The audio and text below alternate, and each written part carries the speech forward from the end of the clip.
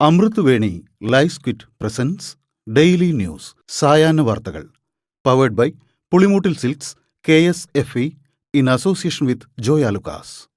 ഇത്തവണ ഫസ്റ്റ് അടിക്കില്ലേ നമ്മള്?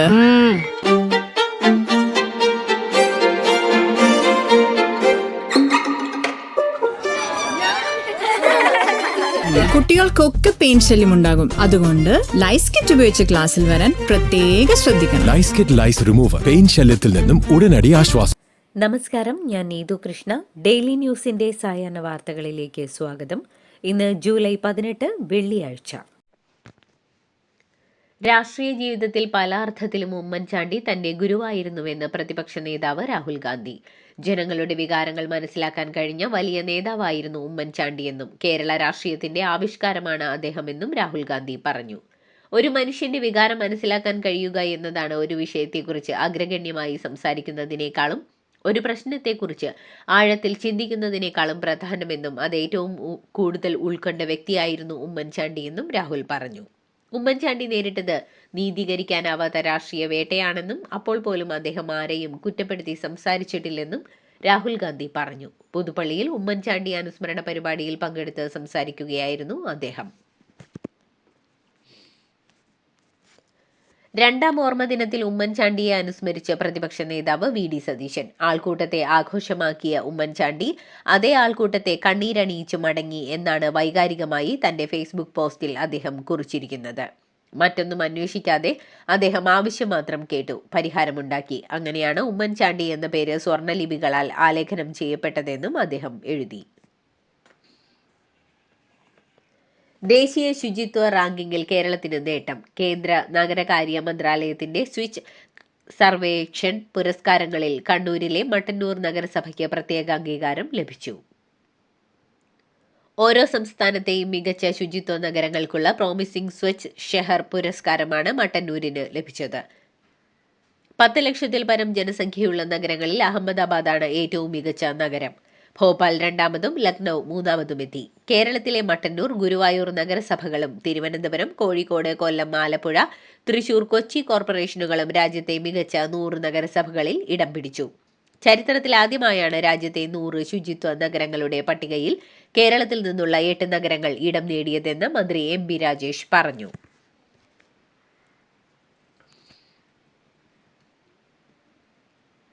കൊല്ലം തേവലക്കരയിൽ 8ാം ക്ലാസ് വിദ്യാർത്ഥി മിഥുൻ ഷോക്കേറ്റ് മരിച്ച സംഭവത്തിൽ വിവിധ വകുപ്പുകൾക്ക് നേരെ ആരോപണമുന്നയിച്ച് സംസ്ഥാനത്ത് വൻ പ്രതിഷേധം. വിവിധ പ്രതിപക്ഷ വിദ്യാർത്ഥി സംഘടനകൾ സെക്രട്ടേറിയറ്റിന് മുൻപിലും തേവലക്കര സ്കൂളിലേക്കും വൈദ്യുത മന്ത്രിയുടെ ഓഫീസിലേക്കും പ്രതിഷേധം സംഘടിപ്പിച്ചു.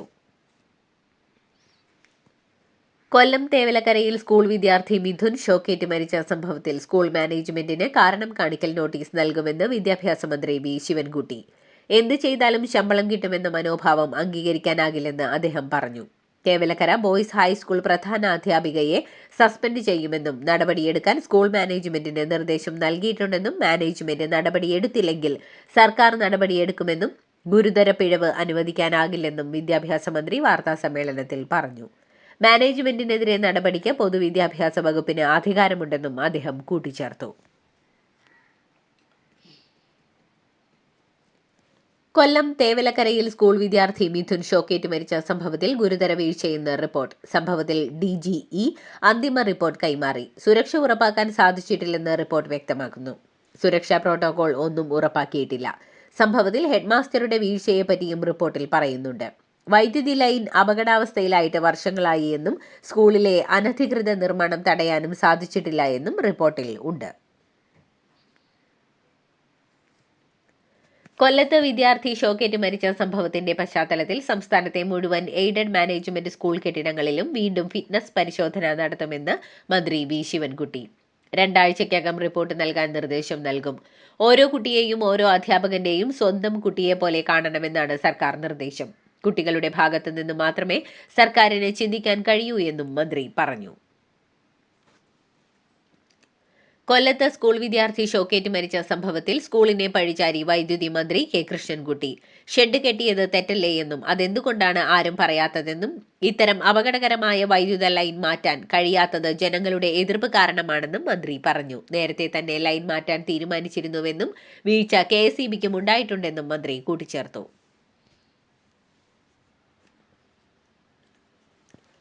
കൊല്ലത്തെ മിഥുന്റെ മരണത്തെക്കുറിച്ച് നടത്തിയ വിവാദ പരാമർശങ്ങളിൽ ഖേദം പ്രകടിപ്പിച്ച മന്ത്രി ചിഞ്ചുറാണി. വൈദ്യുതാഘാതമേറ്റ് മരിച്ച മിഥുന്റെ വീട്ടിലെത്തി കുടുംബാംഗങ്ങളെ ആശ്വസിപ്പിച്ച മന്ത്രി തനിക്ക് വീഴ്ച പറ്റിയെന്ന് സമ്മതിച്ചു.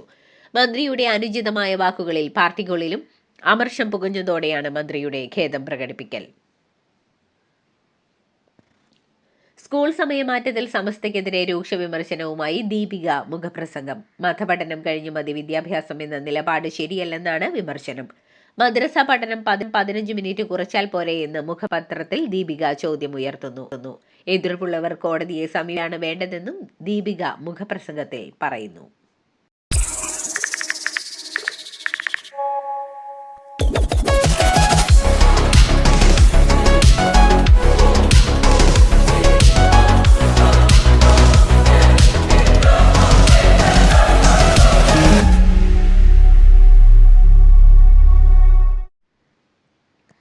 യമനിലെ ജയിലിൽ കഴിയുന്ന നിമിഷപ്രിയയുടെ മോചനത്തിനായി പ്രവർത്തിക്കുന്ന സംഘടനയ്ക്ക് കേന്ദ്ര സർക്കാരിനെ സമീപിക്കാൻ സുപ്രീം കോടതി ഇന്ന് അനുമതി നൽകി.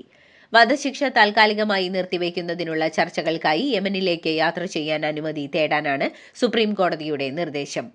Save Nimisha Priya international action council എന്ന സംഘടനയിലെ ഏതാനും അംഗങ്ങൾക്കും സുന്നി നേതാവ് കാന്തപുരം AP അബൂബക്കർ മുസ്ലിയാരുടെ പ്രതിനിധിക്കും യമനിലേക്ക് പോകാനുള്ള അനുമതിയാണ് സംഘടന തേടുന്നത്.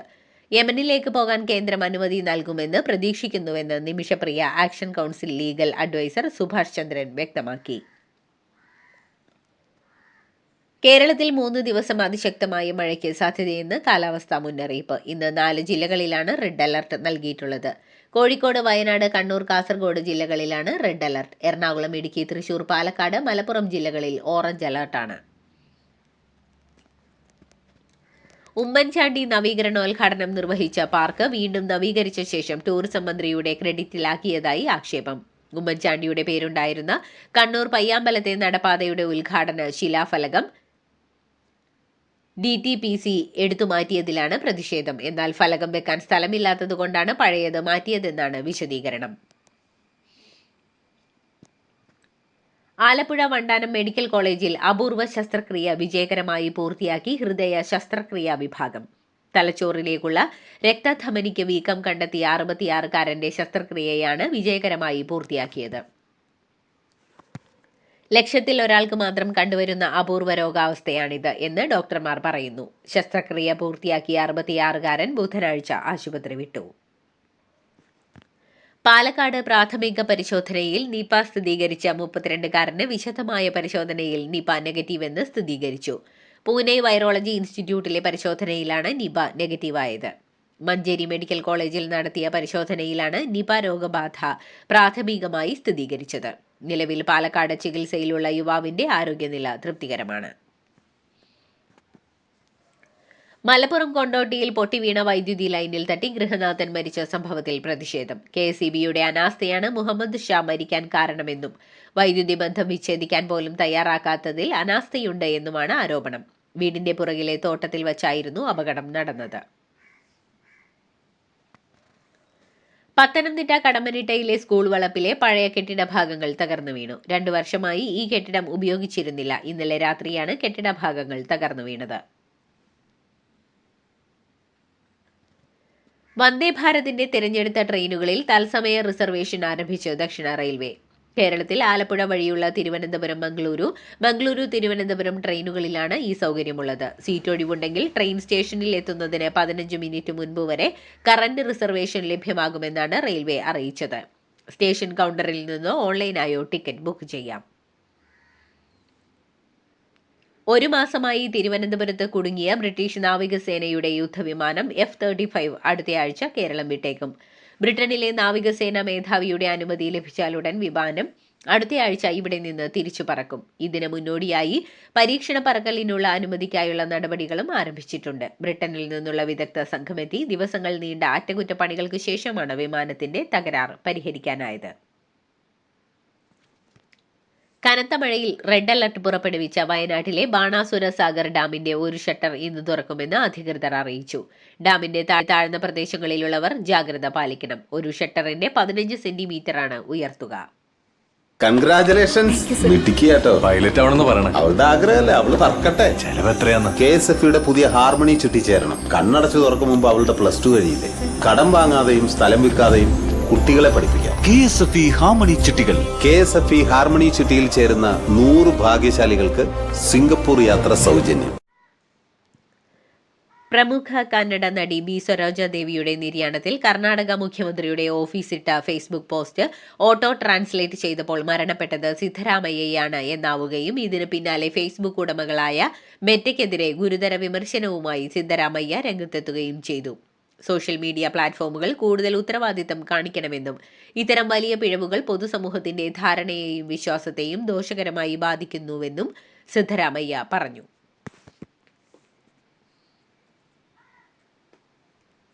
കുവൈത്തിൽ ഈ വാരാന്ത്യത്തിൽ അസാധാരണമായ ചൂട് അനുഭവപ്പെടുമെന്ന് കാലാവസ്ഥാ നിരീക്ഷണ വകുപ്പ് മുന്നറിയിപ്പ് നൽകി.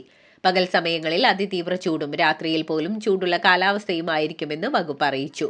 ഇന്ത്യൻ മൺസൂൺ ന്യൂനമർദ്ദത്തിന്റെ സ്വാധീനമാണ് ഈ കാലാവസ്ഥാ വ്യതിയാനത്തിന് കാരണമെന്ന് കാലാവസ്ഥാ വകുപ്പ് ആക്ടിംഗ് ഡയറക്ടർ ഥരാർ അൽ അലി വിശദീകരിച്ചു. സൂറത്തിൽ ടെക് കോഴ്സുകൾ പഠിപ്പിക്കുകയും ഇന്റേൺഷിപ്പ് നൽകുകയും ചെയ്യുമെന്ന വ്യാജേന 1.5 ലക്ഷം രൂപ വരെ വിദ്യാർത്ഥികളിൽ നിന്ന് തട്ടിയെടുത്തതായി പരാതി. സൂറത്തിൽ 40 വിദ്യാർത്ഥികൾക്ക് ആകെ 52.27 ലക്ഷം രൂപ ഇത്തരത്തിൽ നഷ്ടമായി.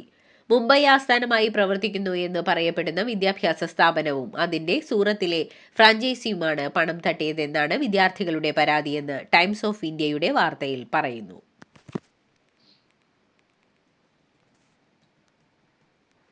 ഗാസയിലെ ഏക കത്തോലിക്ക ദേവാലയമായ ഹോളി ഫാമിലി ചർച്ചിനു നേരെ നടത്തിയ ആക്രമണത്തിൽ ഇസ്രയേൽ ഖേദപ്രകടനം നടത്തി. വ്യാഴാഴ്ച രാവിലെയുണ്ടായ ആക്രമണത്തിൽ ആഴത്തിൽ ഖേദിക്കുന്നതായും നിഷ്കളങ്കമായ ഓരോ മരണവും ദുരന്തമാണെന്നും ഇസ്രയേൽ പ്രധാനമന്ത്രി ബെഞ്ചമിൻ നെതന്യാഹുവിന്റെ ഓഫീസ് പ്രതികരിച്ചു.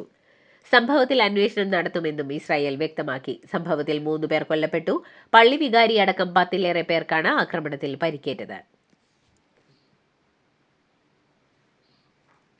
അമേരിക്കൻ പ്രസിഡന്റ് ഡൊണാൾഡ് ട്രംപിന് സിരാസംബന്ധമായ ആരോഗ്യ പ്രശ്നമുണ്ടെന്ന് സ്ഥിരീകരിച്ച് വൈറ്റ് ഹൌസ്. ട്രംപിന്റെ കയ്യിൽ കറുത്ത പാടുകൾ കാണുന്ന ചിത്രങ്ങൾ സമൂഹമാധ്യമങ്ങളിൽ പ്രചരിച്ചതിന് പിന്നാലെയാണ് രോഗം സംബന്ധിച്ച ഔദ്യോഗിക വിശദീകരണം. നേരത്തെ ട്രംപിന്റെ കാലുകളിൽ വീക്കം അനുഭവപ്പെട്ടതിനെ തുടർന്ന് വിവിധ പരിശോധനകൾ നടത്തിയിരുന്നു. ഇതിന്റെ ഭാഗമായാണ് ക്രോണിക് വീനസ് ഇൻസഫിഷ്യൻസി എന്ന രോഗാവസ്ഥ കണ്ടെത്തിയത്.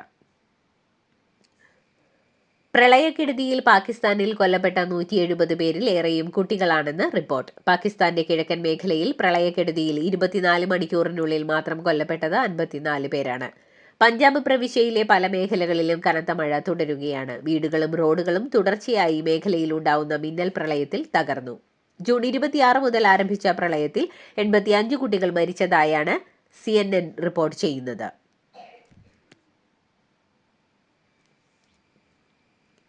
പഹൽഗാം ആക്രമണത്തിന് പിന്നിലുള്ള TRFനെ ഭീകര സംഘടനയായി പ്രഖ്യാപിച്ച അമേരിക്ക. ലഷ്കർ ഇ തൊയ്ബയുടെ ശാഖയാണ് TRF എന്നും പഹൽഗാം ആക്രമണത്തിനെതിരായ ഡൊണാൾഡ് ട്രംപിന്റെ ശക്തമായ നിലപാടിന്റെ ഫലമാണ് തീരുമാനമെന്നും അമേരിക്ക വ്യക്തമാക്കി.